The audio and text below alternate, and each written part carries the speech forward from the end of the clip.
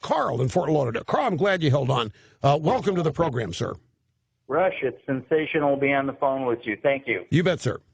That lady that called before and you were trying to help her out when her Democratic friends keep beating her up, and you were explaining the lack of power having only the House. But I remember so clearly, and I'm so mad, and I'm still mad, right after the 2010 midterms, there was one of these requests from Obama for $2.4 trillion in expanded debt. Well, the House and Boehner and those guys put together their own package, and just as soon as it was done, and maybe before, Reid says, well, I'm not going to vote on that. And Obama says, well, if they do and they pass it, I'm going to veto it. And instantaneously, immediately, they hustled back into the hole, and they came out with a bill exactly as Obama wanted it. Now, I'm in District 22 here in Florida, where Alan West, I thought he was going to be a strong man, but he laid down like the rest of them. I think that's where a lot of disappointment comes into America from conservatives. They just laid down.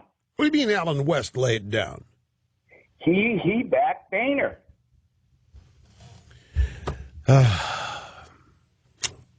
By the way, can I say hello to my buddy?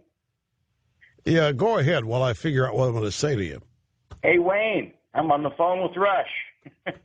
Big day. That a big day. It is. I don't remember specifically the spending argument that you described. I'm not denying it. I do know there are a bunch of battles over raising the debt limit. And it was always made to look like the Republicans caved. And I will admit to you, I thought that in each one of those fights, the Republicans held the cards and could have dictated to Obama. I thought the same thing that you do.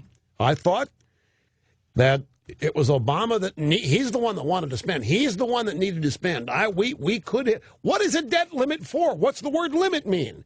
What good is it if it doesn't exist? You just keep expanding it. Why even have a debt limit? After they passed it, you called it his new slush fund. Well, it was. Everything is a slush fund. Well, now, Alan West, see, as a powerful, influential member of the media, I know things that I can't tell because of confidences. But I'll just tell you, I was with Alan West. When was this? It was around one of these instances. And he was just depressed as he could be over things he was hearing that leadership say to freshmen and so forth. And basically what it was, I mean, it's Democrats do it, Republicans do it. They say to incoming freshmen, and remember now, we've talked about this, the House leadership was not crazy about these new Tea Party freshmen. They thought that they were nuts. They thought they were kooks. And they bring them in and they say, look, if you want to have any future here, if you want us to help you with your reelection, you're going to have to vote with the leadership. And immediately they face choice. And that's why the numbers of freshmen stand out. You've got the guy in Illinois, I forget his name. I wish I wasn't forgetting it, but he stands up and he's independent and he refuses, and the Tea Party people love him. But most of them end up in one instance or another going along with the leadership. They're under a lot of pressure to do this. And I remember Alan West, he did the best he could. He told me that he and his fellow freshmen did as much as was humanly possible given what they were up against, that they didn't have within the Republican caucus.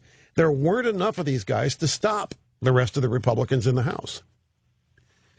And then, of course, when you're talking about raising a debt limit, you've got all the pressure that's being brought to bear, all the news about what's going to happen to our credit rating, all the news what's going to happen to financial markets. And as is the usual case, Carl, everybody's predicting the apocalypse. The debt ceiling isn't raised, well, there goes our credit rating. If the debt ceiling isn't raised, why, Social Security checks may not go in. And guess who's going to get blamed? The Republicans. The media is blaming them. Other Republicans are blaming them. And their hopes of being reelected are doused in their first terms if that happens. That's why I keep saying that it's going to require a whole lot of elections and a whole lot of conservatives winning them to begin turning back the tide here. But whether these concerns were real or not doesn't matter. If the financial markets would not have reacted negatively had there not been that specific an increase in the debt limit, it still is being reported. The people are hearing it, and so it's a vicious cycle and battle that takes place. But I don't believe that General Principals Allen West has shrunken from duty, responsibility laid down, as you say. But I appreciate the call, Carl.